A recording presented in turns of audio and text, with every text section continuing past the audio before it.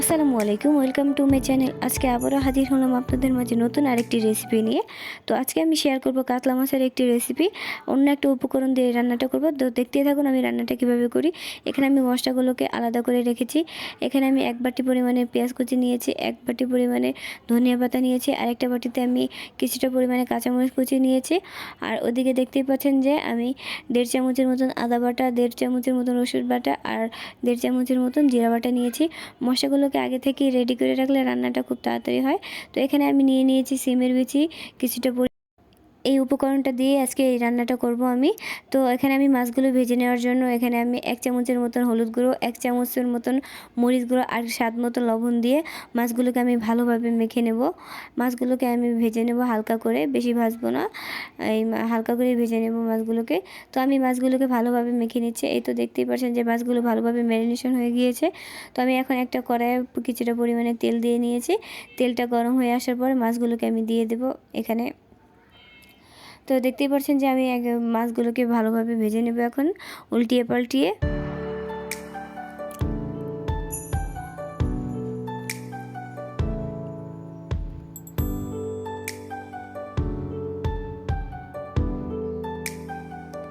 তো দেখতেই পাচ্ছেন যে মাছগুলোকে আমার এক পিঠ ভাজা শেষ হয়ে গিয়েছে।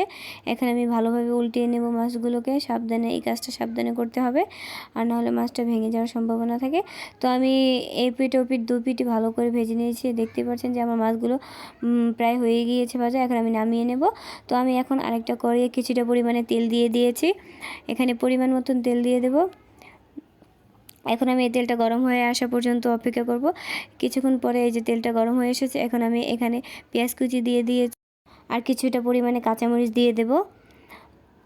পরিমাণ মতো কাঁচামরিচ দিয়ে দিলাম। এখন আমি এগুলোকে ভালোভাবে একটু ভেজে নেব। পেঁয়াজটা হালকা লাল কালার না আসা পর্যন্ত এগুলোকে ভেজে নেব আমি কিছুক্ষণের জন্য। এরপর আমি এখানে একে একে সব মশলাগুলো দিয়ে দেব।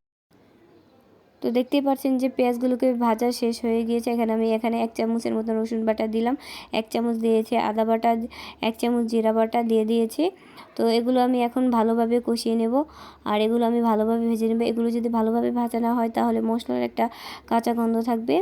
তো এগুলো আমি 5 থেকে 6 মিনিটের মতন ভালোভাবে ভেজে নেব পেঁয়াজের সাথে। তো মশলার কাঁচা ঘ্রাণটাও চলে যাবে। এখন আমি এখানে 1 চামচের মতন হলুদ গুঁড়ো দিয়েছি, আর 1 চামচের মতন মরিচ গুঁড়ো দিয়েছি, আর পরিমাণ মতো লবণ দিয়ে দিলাম। এখন এগুলোকে ভালোভাবে নেড়ে নেব। এই তো মশলাগুলোকে আমি ভালোভাবে মিশিয়ে নিয়েছি। মশলাগুলো লেগে যাচ্ছে, তাই আমি এখানে সামান্য পরিমাণে পানি দিয়েছি কিছুটা।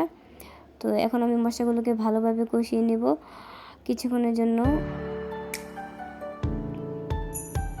উপরে তেল চলে আসা না পর্যন্ত আর কি মশলাগুলোকে আমি ভালোভাবে কষিয়ে নেব। মশলাটা কিছুটা সময় নিয়ে কষাতে হয়, তাহলে আর কি তরকারির ফ্লেভারটা ভালো আসে। তরকারি রান্নার স্বাদটা কিন্তু কষানোতেই আসে। যে বেশি বেশি কষালে তরকারিটা বেশি মজা হয় আর কি। তো আমি এই মশলাগুলোকে দেখতে পাচ্ছেন যে আমি কত সময় নিয়ে কষাচ্ছি। আমি প্রায় 10 থেকে 15 মিনিটের মতন এই মশলাটা কষিয়েছি। এতে করে তরকারির ফ্লেভারটা ভালো আসে। এখানে আমি দেখতেই পাচ্ছেন যে এখানে আমি সিমের বিচিগুলো অ্যাড করে দিয়েছি, আর এই সিমের বিচিটা মশলার সাথে আরেকটু কষিয়ে নেব, যাতে সিমের বিচির ভিতরে মশলাগুলো ঢুকে আর খেতে ভালো হয়। তো এখানে আমি কিছুটা পরিমাণের পানি দিয়ে দেব, যাতে বিচিগুলো সিদ্ধ হয়ে যায়। আমি তাই এখানে কিছুটা পরিমাণে পানি দিয়েছি। তো এখন আমি কিছুক্ষণের জন্য ঢেকে দেব। তো দেখতেই পাচ্ছেন যে তরকারিটা বলক এসে গিয়েছে। আমি কিছু সময়ের জন্য ঢেকে দিয়েছিলাম, যাতে পানিটা শুকিয়ে যায় আর ভিতরে যেন সিমের বিচির ভিতরে যেন সব মশলাগুলো ঢুকে যায়। তো দেখতেই পাচ্ছেন যে আমি বীজগুলো ভালোভাবে সময় নিয়েই কষাচ্ছি। এইটা ভালোভাবে সময় নিয়ে কষালে আর কি ভালো লাগে খেতে। তো এখানে আমি কিছুটা পরিমাণে টমেটো অ্যাড করে দিয়েছি। এখন এগুলোকে ভালোভাবে মিশিয়ে নেব মশলাগুলোর সাথে, আর আমি এখানে কিছু সময়ের জন্য ঢেকে দেবো, যাতে টমেটোটা সিদ্ধ হয়ে যায় আর কি। এ তো দেখতেই পাচ্ছেন যে টমেটোটা প্রায় সিদ্ধ হয়ে গিয়েছে। আর এখানে আমি কিছুটা পরিমাণে পানি অ্যাড করে দেব। মানে এখন আমি ঝোলের জন্য পানি অ্যাড করে দিয়েছি। ঝোলটা আমি কিছু সময়ের জন্য ফুটাবো বলক আসা পর্যন্ত, তারপর আমি মাছগুলোকে দিয়ে দেব। তো দেখতেই পাচ্ছেন যে আমি এখানে কি অল্প পরিমাণে পানি দিয়েছি। এখন আমি এগুলোকে কিছু সময়ের জন্য ঢেকে দিচ্ছি। এখানে আমি 5 থেকে 6 মিনিট পরে আবারও দেখলাম যে ঝোলটা কতটা পরিমাণে ফুটছে।